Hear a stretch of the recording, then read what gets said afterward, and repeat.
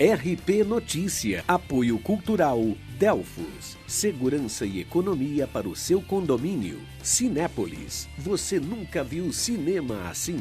Soban, sua saúde é a nossa alegria. Cerezer, saiba mais em promoçãocerezer.com.br. Olá, está no ar o RP Notícia. Hoje é quinta-feira, dia 5 de novembro. E nesta edição você vai ver: ônibus é incendiado de madrugada no Jardim Tarumã, em Jundiaí, por um possível protesto à morte de um adolescente no Jardim São Camilo. Um crime que cresce constantemente em Jundiaí devido à sua facilidade é o de furtos de fios de cobre. Pesquisa aponta que produtos da cesta básica têm variação de preços que podem chegar a 500% em Jundiaí. E ainda, Ministério Público dá prazo de 15 dias para a Prefeitura de Várzea Paulista dar explicações sobre as condições precárias da marginal do Rio Jundiaí. Isso e muito mais, daqui a pouco, aqui no RP Notícia.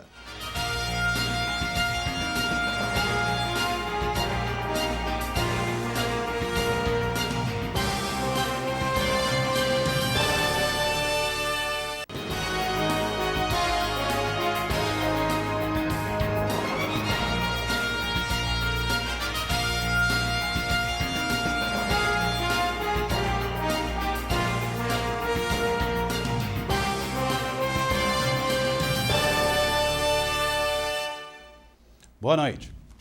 Os vereadores de Jundiaí, da situação e da oposição, vão cobrar do prefeito Pedro Bigardi esclarecimentos sobre a transferência da sede do 49º Batalhão da Polícia Militar para o bairro Caxambu. O requerimento, que pede explicações, será votado na próxima sessão no dia 10. O Ministério Público de Jundiaí instaurou um inquérito civil para apurar o aluguel por parte da prefeitura de uma casa no bairro Caxambu, que seria a nova sede do Batalhão da Polícia. A apuração é sobre o contrato entre a prefeitura e a empresa proprietária do imóvel por desperdício de dinheiro público, já que teriam sido pagos R$11 mil por mês pela prefeitura pela instalação do batalhão. O secretário de Desenvolvimento Econômico, Marcelo Cerezer, é citado pelo MP. Segundo a portaria, o delator teria afirmado que o secretário seria detentor de 20% das cotas da empresa, o que configuraria conflito de interesses. Um ônibus foi incendiado nesta madrugada no Jardim Tarumã, em Jundiaí, por um possível protesto à morte de um adolescente no Jardim São Camilo após confronto com a polícia. Ele era suspeito de ter cometido um assalto a um caminhão de bebidas.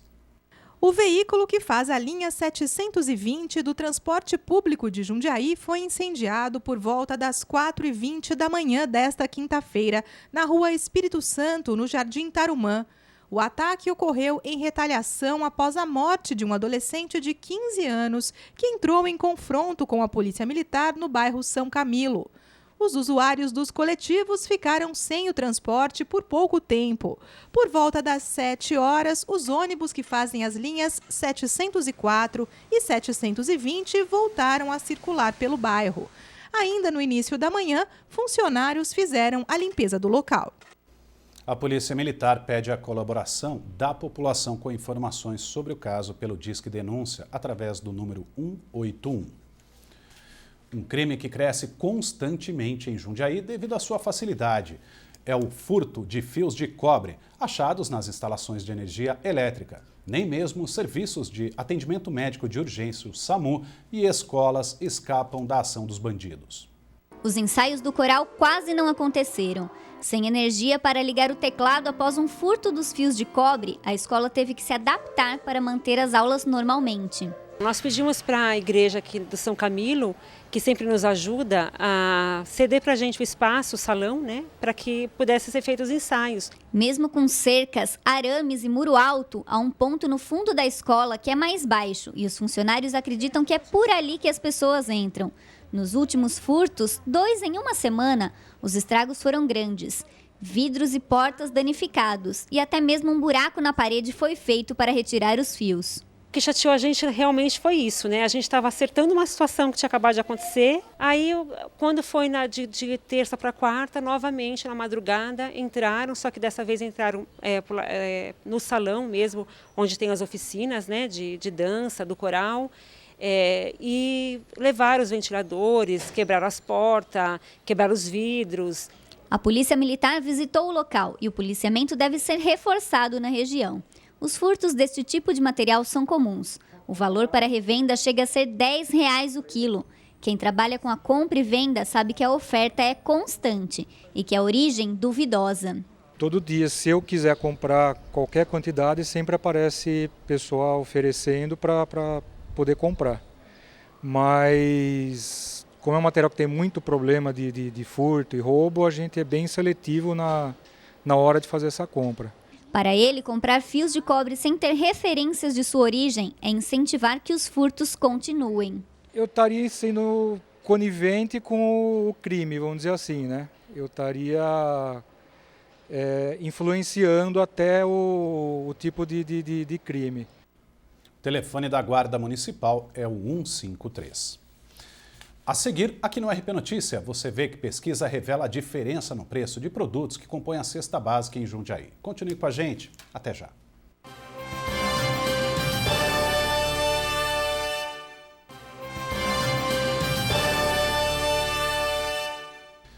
Nos dias 14 e 15 de novembro, a cidade vicentina de Jundiaí realiza a primeira edição do Bazar da Amizade. Serão vendidas roupas infantis, femininas e roupas de cama a preços populares, com valores entre 50 centavos e R$20. O valor arrecadado com o bazar será destinado para a cidade vicentina e para a Casa Transitória de Várzea Paulista.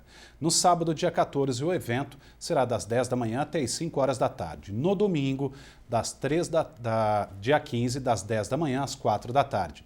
A cidade vicentina fica na rua Augusto Trevisan, número 121, no Parque do Colégio.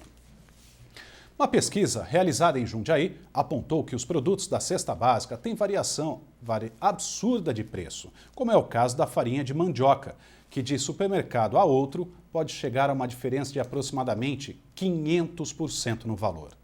O preço das cestas básicas em Jundiaí é muito variável de acordo com as pesquisas realizadas mensalmente pela Associação dos Bacharéis em Economia, Ciências Contábeis e Administração de Empresas de Jundiaí, a ABECA.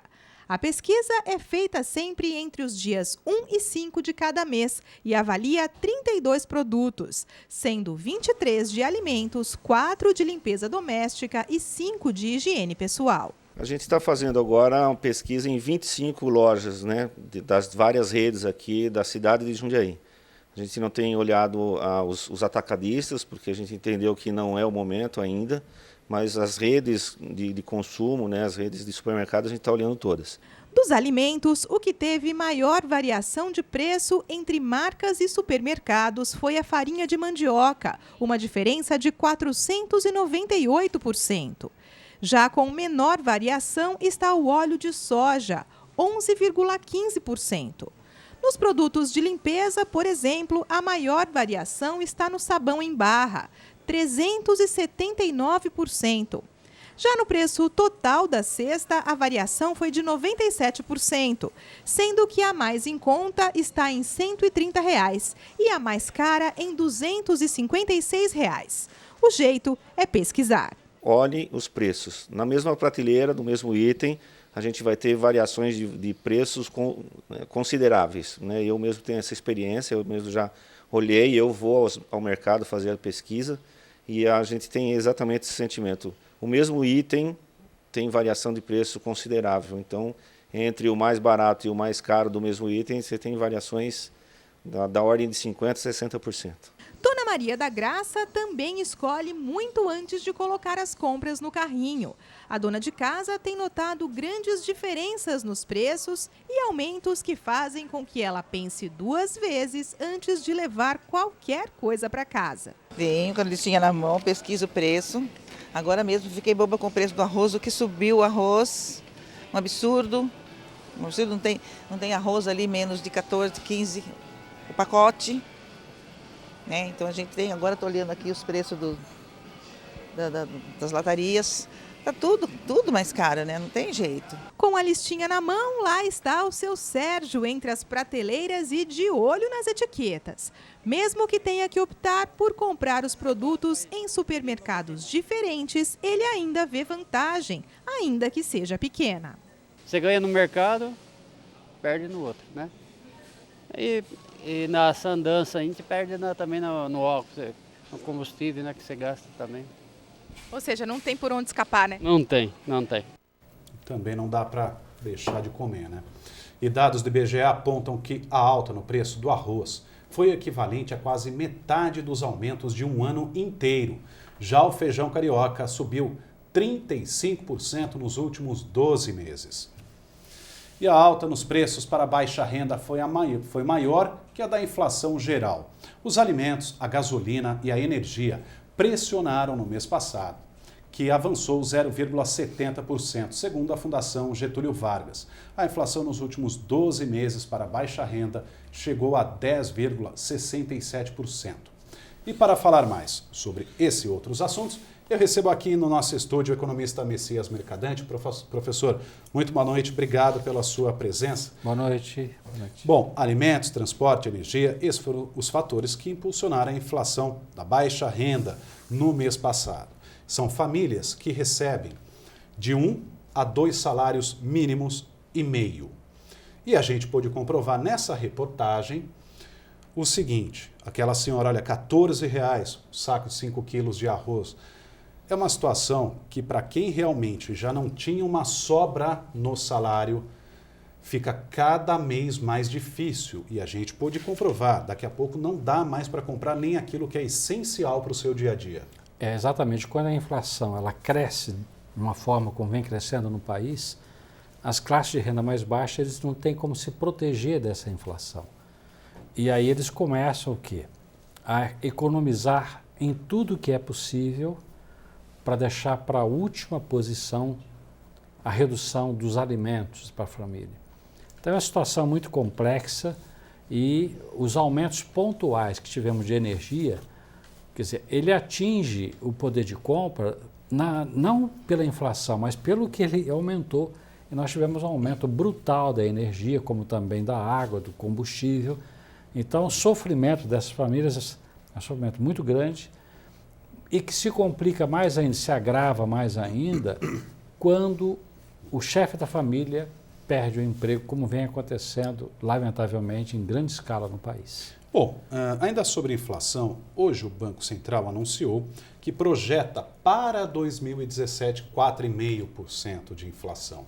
A última vez que a meta que ficou abaixo da meta foi em 2009, que foi de 4,3%. E ele sinalizou que poderá, inclusive, elevar a taxa básica de juros. É uma medida viável, cabível, para manter essa meta de inflação só para daqui a um ano, 2017? Eu acho que é uma medida muito cautelar, ela totalmente, não se sabe o que vai acontecer no conjunto da economia mundial nesse período. Então eu acho que é uma projeção assim, sem muita, digamos assim, possibilidade de acontecer efetivamente, mesmo porque todos esses anos aqui, a meta de inflação no Brasil foi de 4,5%, podendo alterar 2 para mais. A inflação real sempre 6, sempre 6,5%. Eu acho que é uma falácia projetar 2017 4,5% de inflação. Bom, para a gente encerrar, professor, na última semana a presidente Dilma fez uma declaração para a equipe econômica para criar alternativas para estimular a volta do crédito e para ampliar o consumo. A projeção de queda de 3% do PIB, para o ano que vem projeção de queda também de 2,5% a 3%. Que medidas devem ser adotadas e quando se faz uma reunião com uma equipe econômica e pede isso, é para a gente, para a população entender que realmente, olha, a situação é muito crítica. O presidente colocou que está muito preocupado com um aumento generalizado de quebradeiras na economia brasileira em 2016. A preocupação é válida, né? E os números são altamente negativos. A indústria em 12 meses produziu 7,4% menos que ano passado, a indústria automobilística está vendendo 24,5% menos que ano passado. Então, o quadro vem se agravando e se agrava mais ainda a partir do aumento do desemprego que vem acontecendo. Só que, mais uma vez, a presidente está encontrando o caminho errado. Ela quer estimular o crédito para estimular o aumento do consumo. Então, 3 fatores fundamentais. Primeiro, o desempregado não tem emprego, então não tem acesso a crédito consignado. Em raríssimas exceções, ele alguns podem ter ainda acesso a um outro tipo de crédito. Segundo aspecto, o trabalhador ainda empregado, ele não tem segurança em relação ao futuro e ele não vai se aventurar num novo endividamento para comprar bens duráveis financiados, porque ele não sabe o dia de amanhã. Terceiro, as instituições financeiras que estão experimentando aumento da inadimplência e que conhecem o cenário presente e futuro da economia brasileira, não vão estar dispostos a ampliar a faixa de financiamento para bens duráveis. A inadimplência é forte e eles sabem que o risco seria muito grande. Então não há ambiente para se crescer a economia usando o mesmo vetor do passado, que é estímulo ao consumo. E que tanto foi criticado. Tanto foi criticado. Tem que pensar nos investimentos, não também para empresas que estão em dificuldade. Alguns setores da atividade econômica ainda num caminho melhor, como agronegócios, energia renovável, outros caminhos a partir do investimento, não do estímulo ao consumo. Tá bom. Professor, boa noite, muito obrigado. Boa noite a todos. A seguir, aqui no RP Notícia, a gente mostra os detalhes da previsão do tempo para amanhã nas cidades da nossa região. Você vê também que o Ministério Público de Várzea Paulista cobra explicações da Prefeitura sobre a manutenção da marginal do Rio Jundiaí na área de responsabilidade do município. Voltamos em instantes.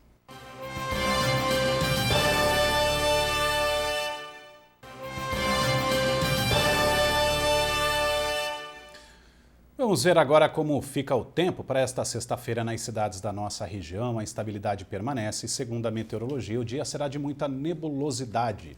Veja os detalhes.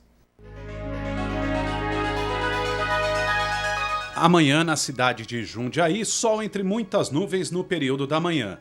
À tarde e à noite, há previsão de chuva e as temperaturas oscilam entre 19 e 26 graus. Em Várzea Paulista também deve chover no período da tarde. A mínima é de 19 e a máxima também fica nos 26 graus. E em Cabreúva, muita nebulosidade desde o início da manhã, com previsão de chuva ao longo do dia. Amanhã na capital paulista o dia amanhece com muita nebulosidade. Segundo a meteorologia, a previsão é de tempo chuvoso durante a tarde e também à noite. A temperatura mínima é de 17 graus e a máxima não passa dos 23. As péssimas condições da marginal do Rio Jundiaí, na área em que corta a cidade de Várzea Paulista, foram parar no Ministério Público. A Prefeitura da cidade tem agora o prazo de 15 dias para justificar a falta de segurança na pista, além com a destinação da verba arrecadada pelos radares e a licitação aberta às empresas para a instalação de defensas metálicas. Em dias de chuva, a marginal do Rio Jundiaí, que liga Campo Limpo Paulista, Várzea Paulista e Jundiaí, fica muito mais perigosa.